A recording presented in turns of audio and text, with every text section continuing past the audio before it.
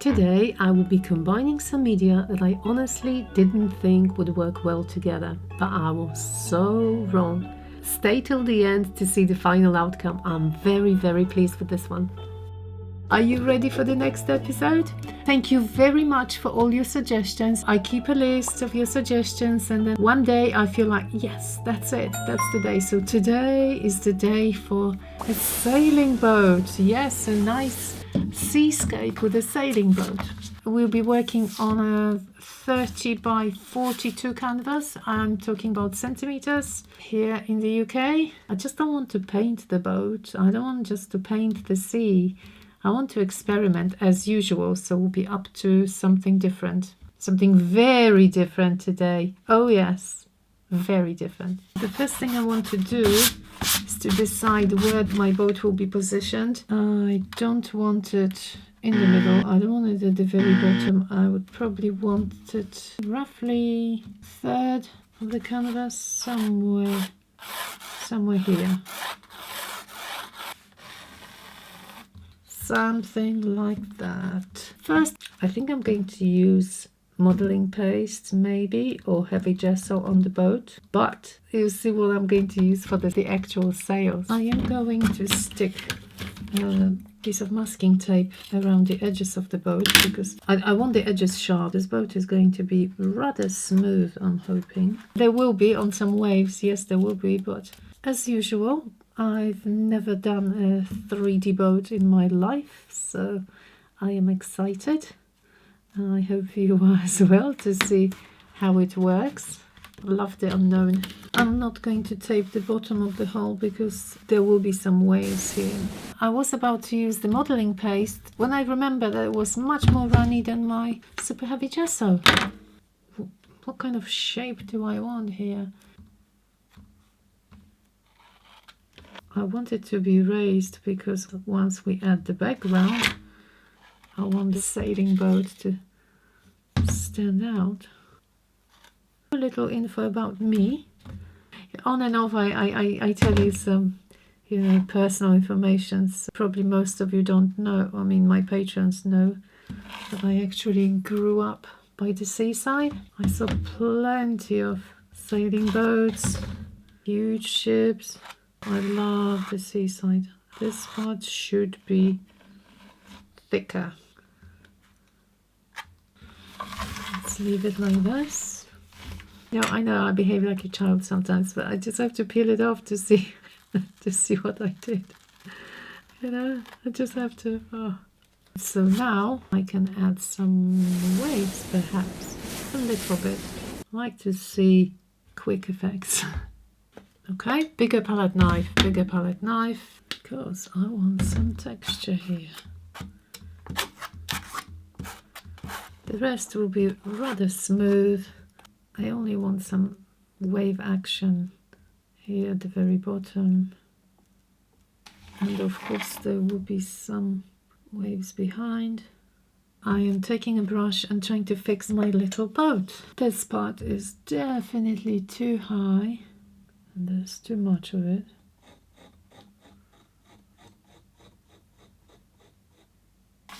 Keep turning because I keep checking if I'm liking it.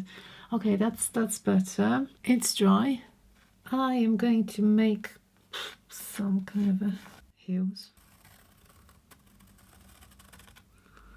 Like that. And then later on maybe I will put a couple of little boats in the distance. I might as well add a little gesso to the heels. I wanted to say mountains, but they're more heels. After this super exciting part, I've been looking for something to simulate the ropes. I think this is too thin. How about this one?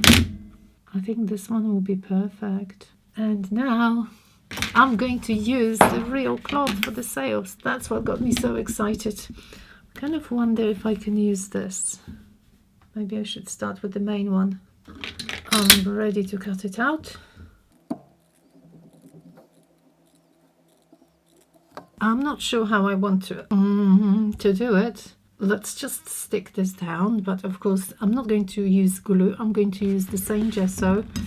Let me spray it with water first so I can work the gesso into it somehow. I should have some gloves on. I bet I should have gloves on. Okay. Do all this. Yeah, like this. Ay, ay.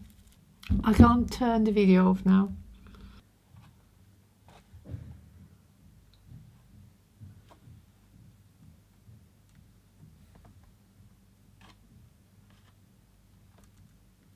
Couple of creases maybe. This side is done, and I'm going to cut the other one. The second one, this one is going to be partially folded. We're here, and this part is overlapping. Now my robe. Oh, can't be any more mess. Had so much fun, honestly. I do feel like a 5-year-old.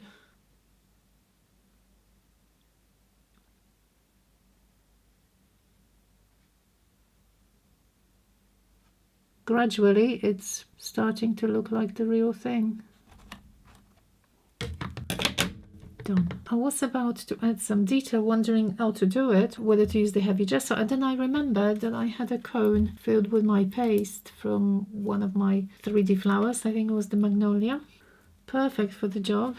This should be one in the front, definitely, and some connections. So this one has to be a bit thicker. And this main mast somewhere not seen. There has to be somewhere here. I think I'm happy with the shape, and I should probably leave it because I don't want to mess anything up. This is all dry. I painted the background, just this section, with white paint, so I've got this covered. The rest is untouched. It's basically all white. You can really see the texture well now. Now I'm thinking of colors, and you know what? Sometimes you don't know where the inspiration can strike. Of all places, I actually saw the advert from Temu, and then I thought, okay, let's see what they have. And I just, for something completely different, and then I just typed it up, and I saw, yeah, they've got plenty of boats, but well, slightly different, but, and I love the colors. I really like the colors. Sort of greys with a bit of sun. So yeah, why not? I'm just going to go for light cream and some greys. I really like the colors, I must say. I'm looking through what I have at the moment, and my latest paintings with the birches and with the hydrangea flower. I'm so happy that you enjoyed, especially those 2 videos recently. That made me really happy. And I do have some leftover paint, so as usual, I collected from the table. I've got some grey and a tiny bit of darker grey, another grey, some leftover blue. That's a beautiful blue. I also found from the ballerina a very pale pink. You know, that's why I don't throw anything. You never know what you might need, and you can sort of play with colors. For all of these, I definitely need a lot of white, so I'm going to mix it now. I know some of you might be happy because you will see me actually mixing my color properly. Come on. That's quite a lot of paint. So I'm going to top it up with, this is my special pouring mix that I can never open. Okay, I need scissors. Because there's some glue inside. Glue and water. That's it. Oh, advanced opening. All cut from me trying to open it. Archival PVA glue with water 50-50. So 1-to-1. Kind of, I think. So 1-to-1. I'm going to mix it well. Now, Floetrol. This is the British one called Overtrol. It's much thicker than the American equivalent. And I'm straining it.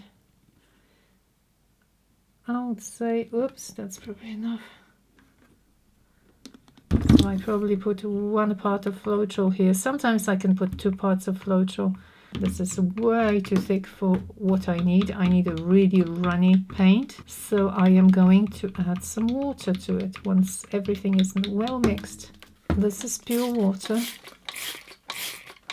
This is a masterpiece stream.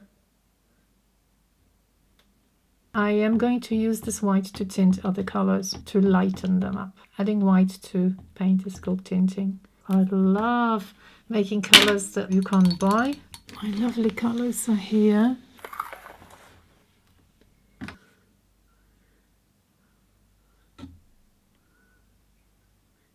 What a pretty color. Yeah, gorgeous, gorgeous.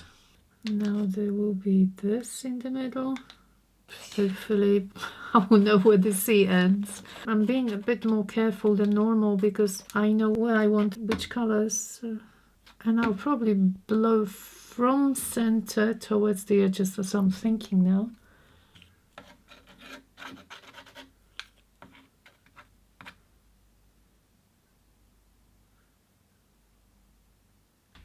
Now a bit of this yellow. Hopefully it won't get mixed with the blue. Maybe I'll add the mountains later with this dark. Yes, that's what I'm going to do. I'll leave the mountains alone. Now let me focus on the sky. I forgot about my darker blue. But obviously we do need some blues and very light blue.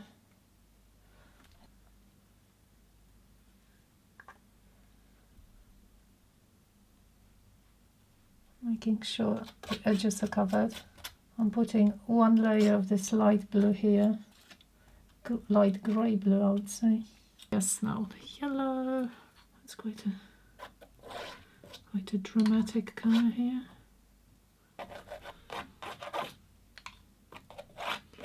And of course this.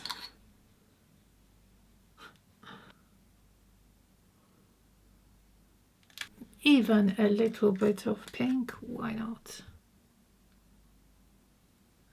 And of course white. Some clouds formation here and there. Yeah, the sun will be of course white somewhere here once I'm done with this. How many of you will be relieved if I use this one today? Yes, no? Let me start. Low setting, ready, steady, go!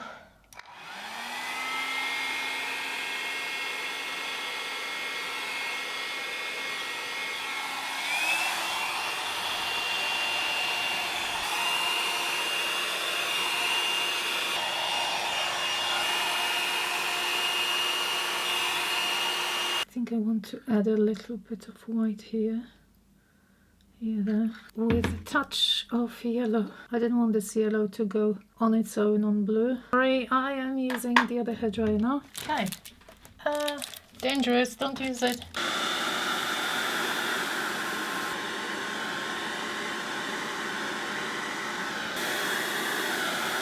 Not only everything is a mess, I managed to get stuck to the painting myself. I was about to come back and fix those bits between the sail and the ropes, but they were covered. And how did I manage not to mess up the sails too much? No idea. Now I can clean the boat if I want to, or just leave it. It's better if I don't touch anything. I just clean the table and leave it to dry. I do like the sky. I can imagine the sun here. It's going to be nice. If you think I'm totally crazy, look at this. I wanted to show you what color we'll get. You can, at the moment, you can see all the colors in it. Let me mix it. Oh, pretty. That's an interesting grey. Very interesting. Safest option would be some really light grey blue. Really light. You know, I could have done it, of course, with pouring paint if I saw the border, but I wanted to see the border really clearly, and that's why I've decided to do it this way. Make it lighter, of course, lighter here, darker towards the end. The same like with our waves. Interesting that I don't often paint landscapes, but I do like them. I really do, and I think that poured acrylics are perfect medium for it. I definitely need to make this water much lighter here because the sun is shining directly. It's going to be, I think, here. So what I need now is actually some white. I'm going to introduce the sun to go over the ropes so that I can paint a circle. I will darken the ropes later. While I'm painting, I just want to say how grateful I am for all of you, my lovely people. When I read your comments, it just sometimes I'm just completely melted and humbled, especially when I have a bad day at work, and it happened today, and then I got some amazing comments from you, and it's just made me really emotional. Thank you so much. I'm really blessed having such wonderful audience. Now I have to think about painting the main sail, and I'm imagining that because the sun is shining through, this one will be a bit yellowish, white with yellow. That's what I'm mixing with a touch of grey where those two meet, because there will be some shadow here. And now my second sail, I was first thinking of making a proper spinnaker, but it does look like a regular jib to me. So this one will be a bit different. Of course, the midsection is going to be darker. So I'm using, again, the same colors. I'm using basically the same colors for everything here, as you've noticed. So it's the same color palette. A bit of grey, Wedgwood blue, white, and a touch of yellow. Now darker grey for all the edges. There's little lines here, the creases. And most importantly, I'm mixing now brown and grey to color the boom, because this one is definitely the most visible here, is the thickest. I'm imagining that in real life the boat is white, but it will have lots of shadows. Adding some details to the boat.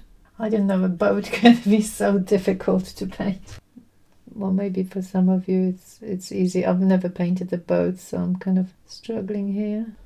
Okay, I think I think we're getting somewhere here.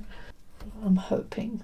This is predominantly black and Prussian blue with a little bit of Wedgwood. I'm also trying to imagine that the sun shining here that's why my shadow is going this way.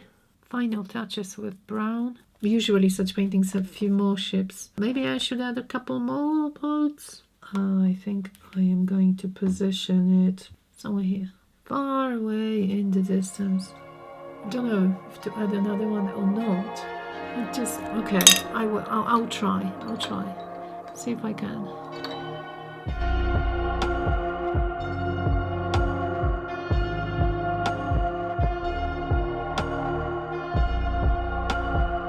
So that's the outcome. I must say I am very pleased with this one, and I wasn't sure it would work so well. I hope you enjoyed it, and if you did, I would really appreciate a like and a comment. That does help the algorithms a lot. If you want to watch the extended version of these tutorials and much more, please join our wonderful Patreon group. Oh, by the way, this original is for sale on my website now. Thank you so much for watching, and see you all next week. Bye bye.